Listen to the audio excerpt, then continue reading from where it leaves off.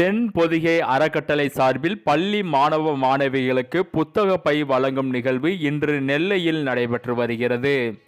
கல்வி ஒன்றே மிகப்பெரிய ஆயுதம் என்ற ஒரே நோக்கில் மையமாக வைத்து திருநெல்வேலி டவுன் சொக்கடான்தோப்பு கிராமத்தில் உள்ள ஏழை எளிய மாணவ மாணவிகளுக்கு உலக தேவேந்திரகுல வேளாளர் பல்நோக்கு வளர்ச்சி மையம் மற்றும் தென்பொதிகை அறக்கட்டளை சார்பில் இலவச புத்தக பை வழங்கும் நிகழ்வு தற்சமயம் நெல்லையில் நடைபெற்று வருகிறது.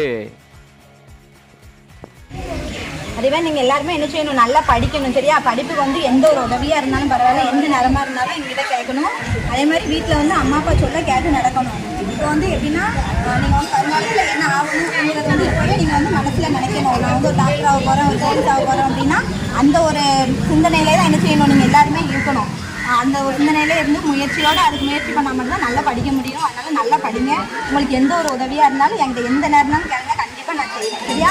அதே மாதிரி இப்போ வந்து நான் ஒரு அடுத்த ஸ்டெப்பாக என்ன பண்ணலாம் அப்படின்னு நினச்சிருக்கோம்னா, செல்லு வந்து இப்போ பார்த்தீங்கன்னா நீங்கள் எல்லாருமே வந்து ஸ்கூல் விட்டு வந்தோடனே எப்படி 1 மணி நேரம் 2 மணி நேரம் செல்ஃபோன் தான் யூஸ் பண்ணுறீங்க அப்படி தானே?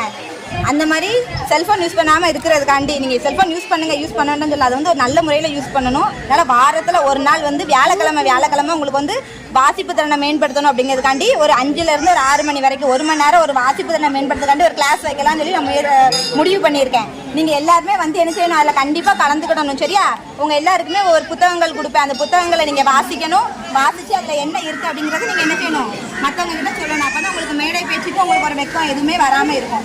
அதனால் அதுக்கு நீங்கள் என்ன செய்யணும், எனக்கு முழுசாக ஒத்துழைப்பு தரணும், நல்லா படிக்கணும். நீங்கள் படிச்சுட்டு உங்களுக்கு என்ன ஒரு உதவியாக இருந்தாலும் எப்படினாலும் எனக்கு கேளுங்க, கண்டிப்பாக அதான் செய்வேன். சரியாமா? நல்லா படிப்பீங்களா எல்லாரும்?